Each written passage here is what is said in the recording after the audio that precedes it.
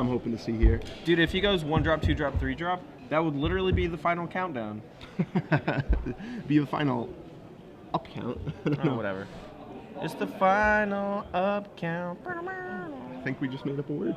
Yeah, probably. All right, so it looks like Steve has a pretty sweet draw here. He's got a mountain and a rootbound crag to go along with a lot of creatures. It looks like he has a 1 drop and a 2 drop and a searing spear to boot. Very nice. Can't really see too much of Tyler's hand.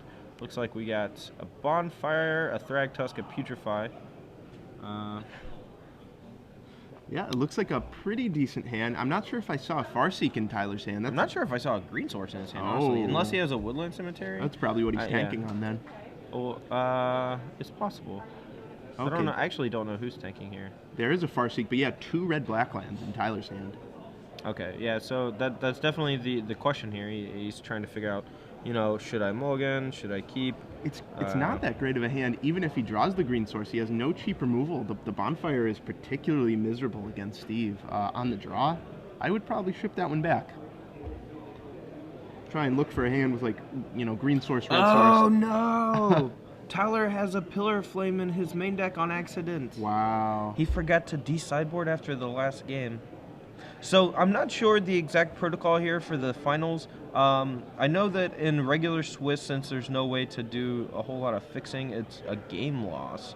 But for the integrity of the tournament, we may downgrade it to a warning and let him sideboard into his main deck as well as, and then he'll take a mulligan. Yep. And unfortunately, this is a very strange situation. It doesn't come up too often. But yeah, you know what? And in the end, it really is the judge's call. They have to go by DCI protocol. Sure, and yeah, I mean, and that's always, you know, no one's ever going to fault the judge for making, you know, the ruling as long as it's within the confines. This is just a very bad situation for Tyler. I would hate to see a game loss here, just because I really wanted to watch this match. You know, when I was looking through his hand, that's actually something I thought I saw a Pillar Flame, and I started looking at his deck list. And then he just, like, you know, drops on the table. I'm like, oh no, Tyler, no, Tyler, no. Yeah. But yeah, and you know what? It's really like you can't give preferential treatment to a player on camera just because he's on camera. But since these are the elimination rounds, and since you know, this was obviously not done with the intent to cheat, being on camera and all, they very well. Yeah, and plus it looks like he called it on himself too, right, that's one like a very important aspect of like judge calls and stuff. Whenever you know you made a mistake, don't hide it. Don't try to do anything shady. Just, you know, man up, take your lumps, and you know, call a judge. If you don't unsideboard, you know, maybe you forgot to play a land one turn and you try to play another, like 2 lands in another turn or something like that. Just take your beats. Play fair, you know, and sometimes, you know, the dice rolls your way, even if you make a mistake like that. And it looks like here, I don't know, since Steve's not shuffling his hand back in, it looks like they're just letting Tyler mulligan to 6. And that's way better than a game loss, and I think maybe he's getting, you know, rewarded for you know, calling it on himself. And yeah, just being, you know, a good guy, following the rules. Yep, and it would have been really bad if he kept playing and tried to shrug it off like a mistake, but instead calls it on himself. It's the right thing to do. Yeah, I mean, I would have instantly caught the Pillar Flame once he cast it, right. So that would have been real bad for him. Exactly. We've been sitting here for 10 minutes talking about all the pillars of flame on the sideboard, and then... Yeah, and then, oh, there's not one in here. Sorry, man. All right, so looks like Tyler's okay with his 6-card hand. Steve Kaufmann leads off with a Stromkurt Noble. Yeah, so what happens was he got to re-sideboard back down to his original 60-card main deck, and then was forced to take a mulligan to 6. Yep, so not so bad for Tyler. That hand wasn't really very good anyway. I probably would have mulled it, so no harm, no foul. And this actually is something very similar to this, happened in the top 8 of Pro Tour Avacyn Restored. I believe it was Alexander Hayne had a 65-card deck in one game versus... I think it was game 5, too. Yeah, it was game 5 against John Finkel in the Pro Tour. And that was the ruling that they gave there, was he just had to fix his deck and take a forced mulligan. And so this is a very similar situation. Not only is it the top 8 of a tournament, but it's a very similar situation where he just had an incorrect main deck. Right. So it looks like we have a very good draw from Steve, and doesn't look like a great draw from Tyler. He's going to really need to have something like a removal spell or something here, or he's just going to fall real far behind. Wow, and Bonfire for 1 is really not going to be what he needs. He has 2 Garrett Primal Hunter in hand. He's just looking to buy some time to get his he's just about to get his face punched. Mythics online. Taking 6 damage, facing down a 4/4 and a 3/3. And there's a Gorkon Rampager, so wow. Lots of damage here. It looks like he has a Searing Spear too, so if he just Gorkon Rampagers for extra 4 damage, you know, that's gonna... I guess he doesn't have to. He's got a lot of gas. Yeah, he's stuck on 2 lands, and wow, 2 Searing Spears. Tyler Phelps is as good as dead here.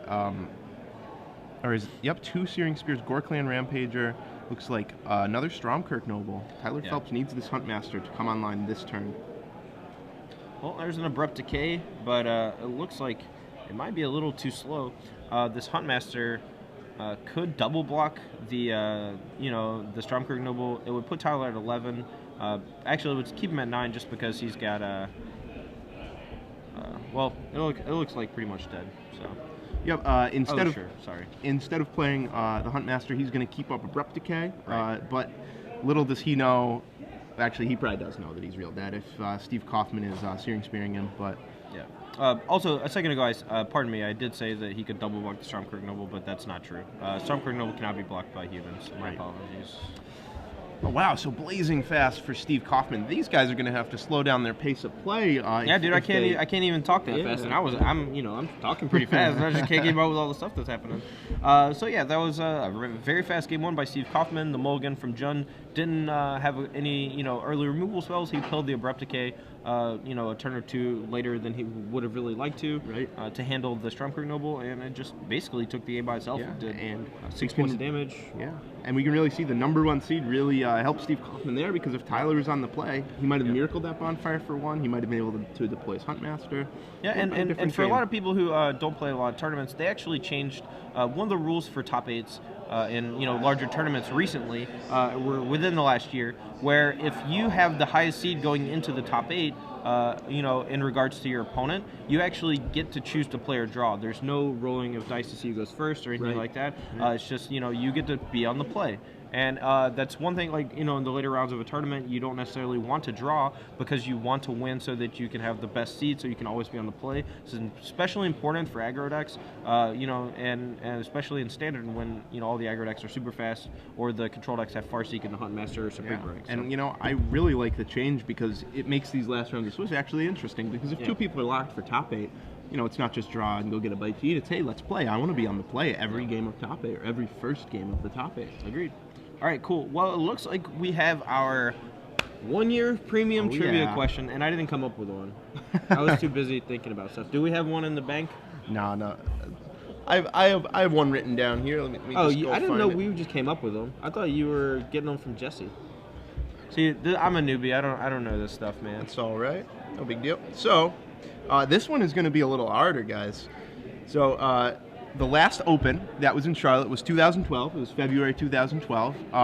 And what we're looking to know is who won either the Standard Open or the Legacy Open. Now, I know you guys probably don't know this one off the top of your head, so maybe you're going to have to go to StarCityGames.com, go to the coverage archive, look it up.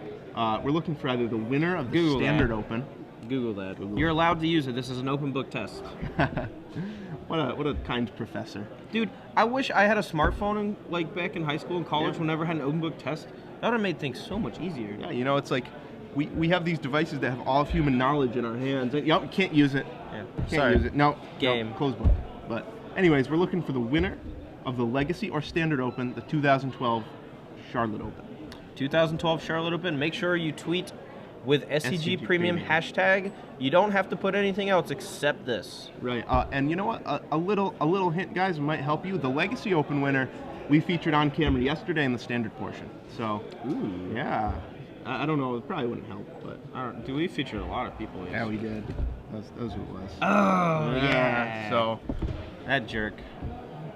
He may or may not have died to his own card yesterday. That's a better hint. That's a better hint. Exactly. He may or may not be eating Bojangles right over there. Not a helpful hint. Yeah. Right. That one. Maybe we can point a camera. Yeah, there he is. So looks like we're getting ready for game 2 here. Let's talk real quick about how we think they sideboarded.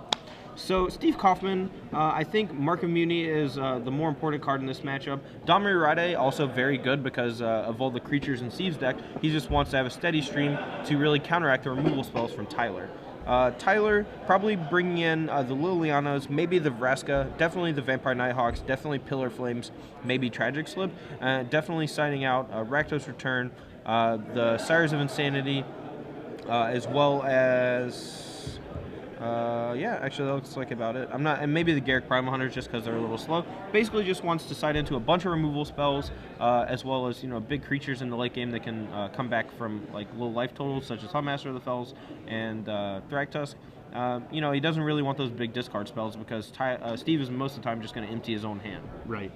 On the other side of the board, Steve Kaufmann, Domri Rade is going to be really powerful for him. Mark Muni I thought would be sweet too, just because of Thragtusk.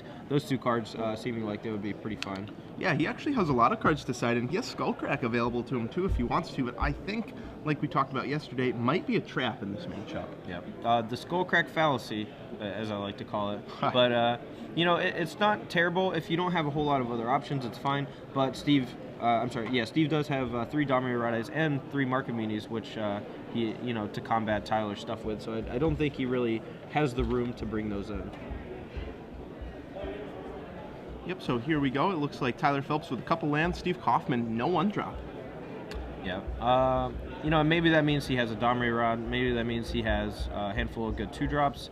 Maybe a bunch of Burning Tree Emissaries. But it looks like he just has a Flint-Hoof Boar. Kind of praying that Tyler doesn't just have a steady stream of removal. Not really putting a great clock on him.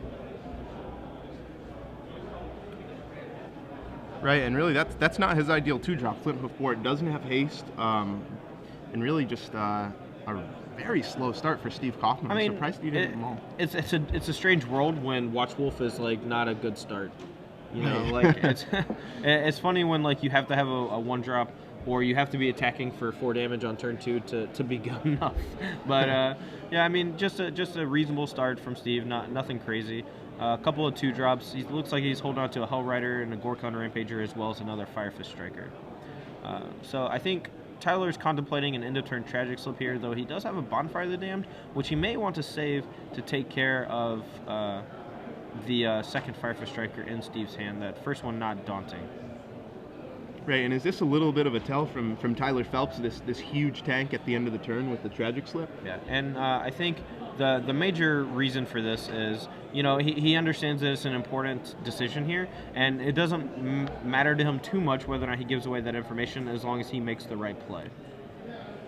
Personally, with the Bonfire, I don't think he really wants a Tragic Slip because he does have another land in hand, and for like next turn, if Steve plays a Hell Rider, he can take his beats, untap, play a Bonfire for 1, and then Tragic Slip the big guy afterwards. Right, but he decides on the Olivia Valdarin, which is pretty reasonable to deploy your big fatty. He's saying, okay, if Steve doesn't have a Searing Spear, this card should just take the game away right here. Yeah, well, there is the Searing Spear followed by another Firefist Striker, and Tyler's got to be really regretting using that Tragic Slip now because Boris Reckoner, Hell Rider, Gorkon Rampager, all those creatures are going to be pretty hard for him to deal with. All he has in hand, Amizium Mortars, that Bonfire of the Damned for 1, which he's using here, and a Tragic Slip. So he could wait for Steve to play 2 creatures, and then he gets to Tragic Slip plus Amizium Mortars, still lacking that 5th land and the 3rd Greed Source for the Garruk Primal Hunter stuck in hand. Right, he's playing really defensively with his 16 life here. He has a lot of life points to give, and yet he's blowing his spells as quickly as possible. Like you said, if he Bonfires for 1 here, he could kill the Reckoner. Yep. So it looks like he drew the 5th land, but unfortunately it's a Cavern of Souls, so he can't cast his Garruk. He does have Tragic Slip plus Amizium Mortars, which can take care of both creatures, but that'll leave him empty in the tank, and then he's got to face down a Hell Rider and a Gorkon Rampager. Right. I think if it were me, I would have just passed the turn, let myself take 5, hope to overload that Mortars, but he's just blowing all his removal spells. He's really he's really banking on drawing a green land next turn. He is, playing around. If he doesn't draw a land, I don't think he can really afford to take the 5 damage there. He has to draw a land, and if it shocks him, he's taking an extra 2. So there's a whole lot of factors there that really take into account him doing that. If he waits to Amizium Mortars, he also takes an extra 4 damage from that because it hits the Boros Reckoner, whereas that play was able to just Tragic Slip the Boros Reckoner and not really take a whole lot of extra damage. Fair enough. So I think it's a Woodland Cemetery from Tyler. Probably just going to play Garrick, make a beast, and probably not block because he can just first strike it if he wants to. Just like Garrick, go to 1, make another beast the next turn. But Hellrider or Gorkon Rampager should be having other plans for Tyler. Right, and I like Tyler's play of aggressively burning all his kill spells if he has something really big to follow up. But Garrick is just so easily dealt with that I don't know if he used his spells to their max this game. Alright, so I'm pretty sure that Steve is not going to play Hellrider before combat. He doesn't really want to trade it with that beast. It's likely he's going to attack Garrick. If the beast blocks, he can still Gorkon Rampager to kill the Garrick and deal 3 damage to Tyler. So a very good exchange here with the Gorkon Rampager should Tyler want to protect his Garrick. If he doesn't want to protect his Garrick, then, I mean, that's also fine. A second play, actually, which would have been interesting, is to play Hellrider pre-combat, not attack with it, and just attack with Boris Reckoner targeting the Garrick. But it looks like Tyler's going to throw his beast here in front of that Boris Reckoner and just get obliterated by Gorkon Rampager. Yeah, the Rampager is at its best in this red-green aggro deck. In the Naya Blitz decks, it's not that good, but in this deck, it is a beast. Yeah. A beast? A beast. A beast, yeah. Yeah, it took me a second. I was focused on what was going on in the game. So, these puns from Pun Master Zach Hall over here. So we do get to see a Miracle Bonfire of the Damned taking care of the Boris Reckoner, but dealing Tyler Phelps 3. He should be at 10 at this point, I think, from the 2 triggers over the last couple turns. This Hellrider should put him to 6, if I'm not mistaken. No, I think that's the right life total. Tyler Phelps on 6, facing down a Hellrider. I mean, it's possible that, Steve did miss a trigger, but I don't think he did. I'm pretty sure he pointed at him both times. This should put him to 2 life. Tyler at 2 life should be facing down a Hellrider. This is really bad news. He needs a Thragtusk and a Thragtusk only. Wow, that's that's the match. Steve Kaufmann is your Charlotte champion. Well, very well played by Steve, I think. Both the matches we saw him on camera